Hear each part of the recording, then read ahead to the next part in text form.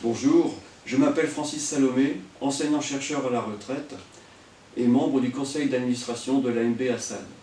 Mon premier contact avec l'association date de 2012 à l'occasion de mon intégration au sein du conseil d'administration. J'ai fait partie du collège des élus locaux pendant 3 ans. Cette période m'a permis de connaître le fonctionnement de l'association et surtout de mesurer l'importance de sa mission auprès des personnes âgées en termes d'aide à domicile et aussi de soins à domicile.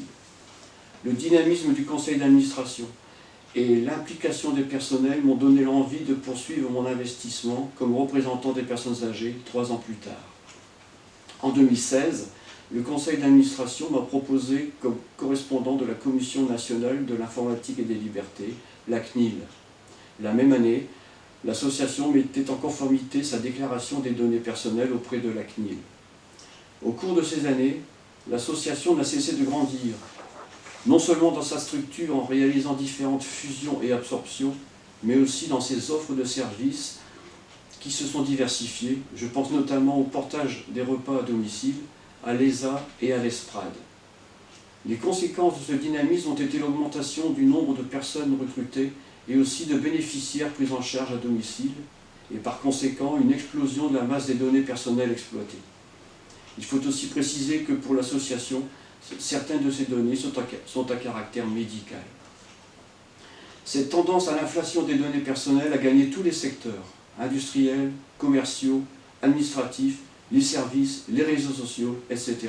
Et ceci au niveau planétaire. Devant le risque d'utilisation non appropriée des données personnelles collectées, les États ont souhaité poser des garde-fous. L'État français a, dès janvier 1978, promulgué la loi Informatique et Liberté et installé la commission CNIL. S'agissant de l'Europe, le 25 mai 2018, le Conseil européen a décidé de mettre en place le RGPD, le Règlement général de la protection des données. Nous venions de passer d'une préconisation nationale de la CNIL à une directive européenne de créer un RGPD pour notre association. J'ai pris à ce moment-là la charge de déléguer à la protection des données personnelles. Afin d'appréhender correctement la situation, une société spécialisée a été engagée pour réaliser un audit de conformité au sein de l'association, puis une formation des personnels concernés. La première version du registre RGPD de l'AMB Assad a ainsi été créée en décembre 2018. Les grandes lignes de ce registre ont été présentées aux délégués du personnel fin 2018, puis à l'ensemble des personnels lors de la cérémonie des vœux de janvier 2019. Le conseil d'administration de notre association a décidé ensuite d'organiser une information d'1 heure à tous les personnels sans exception, à partir de mars 2019, sur leur temps de travail.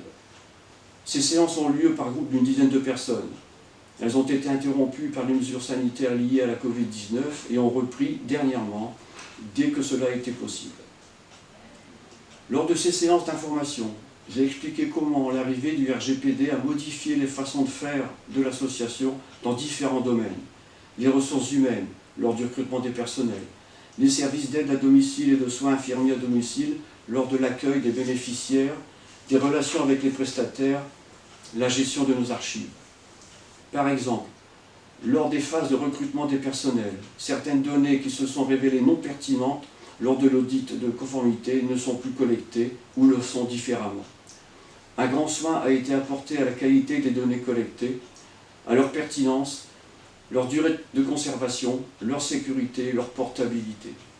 Les archives papier ont été triées et délocalisées dans un espace sécurisé géré par un prestataire. La gestion et la sécurité des serveurs informatiques sont confiés à des prestataires habilités. Tout ce travail est fait pour garantir au personnel, aux bénéficiaires et leurs familles, aux fournisseurs et aux prestataires la qualité et la sécurité des données qui sont en droit d'attendre. C'est ainsi que notre association a mobilisé son service qualité pour la mise à jour du registre général de la protection des données.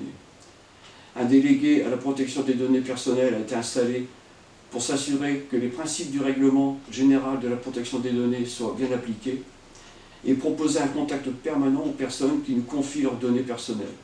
Ce contact est visible sur le site internet et les publications officielles de l'association.